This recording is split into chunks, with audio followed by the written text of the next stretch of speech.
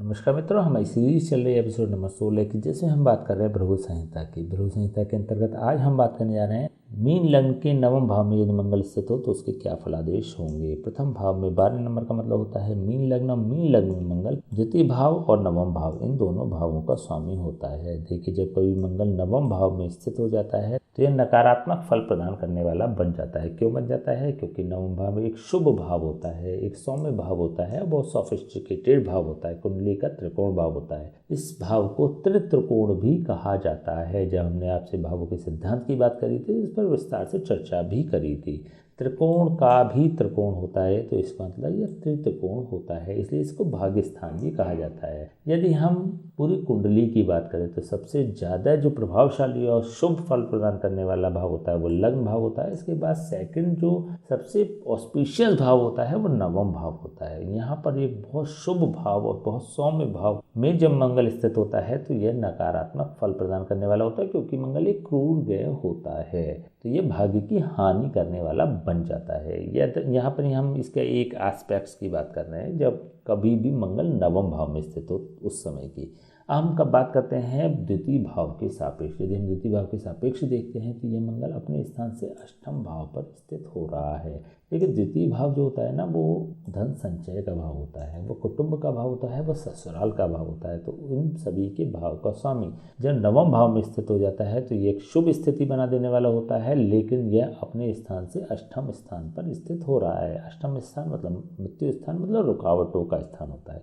तो यहाँ पर धन संचय होने में रुकावटें पैदा करने वाला ऐसा मंगल बन जाता है। यदि हम नवम भाव की सापेक्ष बात करते हैं तो नवम भाव का स्वामी स्वग्रही होकर अपने ही स्थान में बैठा हुआ। देखिए, यहाँ पर द्वितीय भाव का स्वामी भी स्वग्रही हो रहा है, यहाँ पर नवम भाव का स्वामी भी स्वग्रही हो रहा है। तो इसके बारे में भी हमने आपसे चर्चा करी थी। जब कोई भी ग्रह अपने ही स्वामित्व वाले भाव में स्थित हो जाता है तो उसकी वृद्धि करने वाला हो जाता है। तो यहाँ पर व्यक्ति के भाग्य की वृद्धि करने वाला ऐसा मंगल हो जाएगा। देखिए, यहाँ पर इसको अब क्रूरत्व का दोष नहीं लगेगा। हम जैसे अभी बात कर रहे थे, नवम भाव में स्थित मंगल नकारात्मक फल प्रदान करने वाला होता है, लेकिन यहाँ पर ये स्वग्रही होकर स्वस्थान में स्थित हो रहा है, तो ऐसे में इसको अब क्रूरत्व का दोष नहीं लगता। यहाँ पर यह शुभ फल प्रदान करने वाला हो जाता है, भाग्य की बढ़ोतरी करने वाला होता है, व्यक्ति को बहुत ज़्यादा भाग्यशाली बना देने वाला भी हो जाता है। धन के सापेक्ष भी यह धन संचय को करा देने वाला हो जाएगा। लेकिन हाँ, कुछ विपत्तियां, कुछ परेशानियां, कुछ रुकावटें अवश्य व्यक्ति को प्राप्त होगी धन संचय करने में।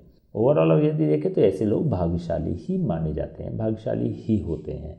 यदि हम इसके कारकत्व की दृष्टि से देखते हैं तो मंगल होता है तृतीय भाव का कारक और षष्ठम भाव का कारक। तृतीय भाव के सापेक्ष यदि हम देखते हैं तो तृतीय भाव का कारक अपने स्थान से सप्तम स्थान पर स्थित हो रहा है और भाग्य भाव में स्थित हो रहा है। यहाँ पर मेहनत, परिश्रम और साहस के सापेक्ष यह शुभ फल प्रदान करने वाला हो जाता है। ऐसे व्यक्ति साहसी भी होते हैं। मंगल के जो भी कंटेंट्स हैं वे व्यक्ति को पॉजिटिव प्राप्त होते हैं। मंगल होता है शूरता, वीरता, पराक्रम, आक्रामकता, क्रोध, धीरज और गंभीरता का कारक ग्रह। ये सभी कंटेंट्स व्यक्ति को पॉजिटिव प्राप्त हो जाते हैं। यहाँ पे व्यक्ति को मेहनती भी बना देने वाला होता है। व्यक्ति बहुत ज़्यादा मेहनती होता है, बहुत ज़्यादा परिश्रमी होता है, बहुत ज़्यादा साहसी होता है। तो ये सभी कंटेंट्स व्यक्ति को पॉजिटिवली प्राप्त हो जाते हैं।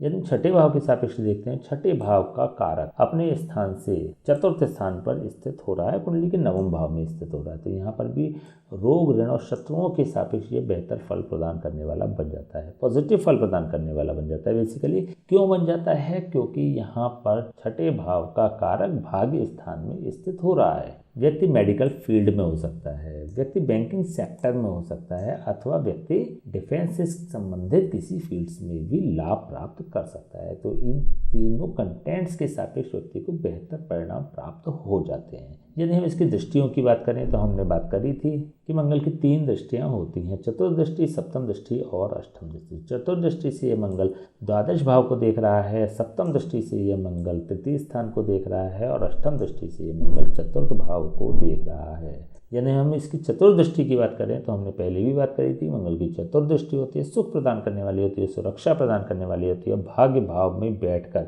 भाग्येश होकर जब मंगल द्वादश स्थान को देखता है तो यहाँ पर ये विदेशी अथवा विदेशी मुद्रा से व्यक्ति को लाभान्वित कर देने वाला हो जाता है। विदेश के व्यक्ति को लाभ प्राप्त होने लगते हैं। ऐसा मंगल हानियों को रोकने वाला होता है, खर्चों को कम कर देने वाला होता है। तो द्वादश भाव के सापेक्ष ये मंगल बेहतर फल प्रदान करने वाला बन जाता है। जब इसकी सप्तम दृष्टि तृतीय स्थान पर पड़ती है तो यहाँ पर मेहनत, परिश्रम और पुरुषार्थ का भी व्यक्ति को अच्छा आउटपुट देने वाला ऐसा मंगल बन जाता है। व्यक्ति मेहनत करेगा तो उसको अत्यधिक लाभ भी प्राप्त होंगे।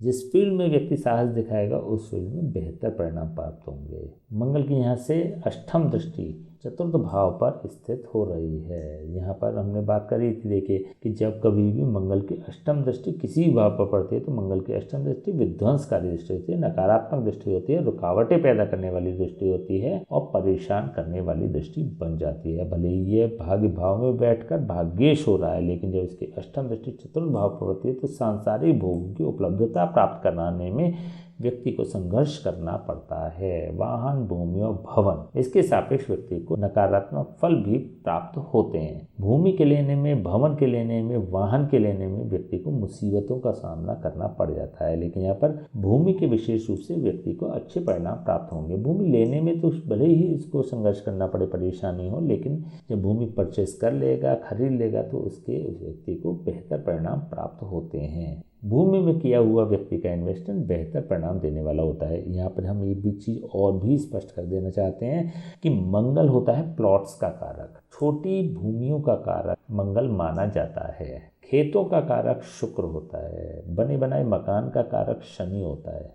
उपजाऊ भूमि का कारक सूर्य होता है। ऐसी भूमि जहाँ पर खेती नहीं होती है और लेकिन खेत होते हैं तो वहाँ पर शुक्र इसको रिप्रेजेंट करने वाला होता है। तो देखिए यहाँ पर अब चीज़ें अपडेट हो गई हैं, तो हर ग्रह के अपनी अलग भूमि होती है, अपनी अलग भूमिका होती है। तो यहाँ पर मंगल के सापेक्ष यदि देखें तो मंगल क्योंकि छोटी भूमि का कारक होता है, प्लॉट्स वाली भूमि का कारक होता है, तो यहाँ पर व्यक्ति यह प्लॉट से संबंधित कोई भूमि परचेज करता है तो परचेज करने में तो उसको परेशानी होगी, लेकिन आफ्टर दैट उसकी कीमतें बहुत ज़्यादा बढ़ जाएंगी। चलिए हम इसके उपाय की बात कर लेते हैं। क्या उपाय हो सकते हैं? मंगल भाग्येश होकर भाग्य भाव में बैठता है, द बेस्ट पोजीशन मंगल की बनती है। तो ऐसे में क्या कर सकते हैं? सुंदरकांड का पाठ कर सकते हैं मंगल के मंगल। यदि मंगलवार को सुंदरकांड का पाठ करते हैं तो ये आपके लिए बहुत ज़्यादा बेनिफिट वाला होता है, क्योंकि देखिए नवम भाव धर्म स्थान भी होता है, यहाँ पर मंगल स्थित है। तो मंगल से संबंधित कोई भी धर्म के कार्य करेंगे तो उसमें व्यक्ति को लाभ प्राप्त हो जाएगा, भाग्येश या भाग्य बूस्टअप हो जाएगा। तो सुंदरकांड का पाठ प्रत्येक मंगलवार को करें अथवा किसी ब्राह्मण से इसके जाप और हवन समय समय पर कराते रहें। नकारात्मकता को खत्म करने की आवश्यकता होती नहीं है इसकी, क्योंकि नकारात्मकता विशेष कुछ होती नहीं है इसमें, लेकिन सकारात्मकता वो बढ़ा सकता है। ये जब आप पूजन करेंगे इसका या फिर पूजा करेंगे इसकी या फिर इससे संबंधित पाठ करेंगे या फिर किसी ब्राह्मण से इसके जाप और हवन कराएंगे तो ये एक बेहतर परिणाम प्रदान करने वाला बन जाता है, क्योंकि ये धर्म स्थान में बैठा हुआ है। ठीक है, तो चलिए आज हमने बात करी मीन लग्न के नवम भाव में यदि मंगल स्थित हो तो उसके क्या फलादेश होंगे। नेक्स्ट वीडियो में बात करेंगे मीन लग्न के दशम भाव में यदि मंगल स्थित हो तो उसके क्या फलादेश होंगे। तब तक के लिए हम आज्ञा दीजिए, नमस्कार।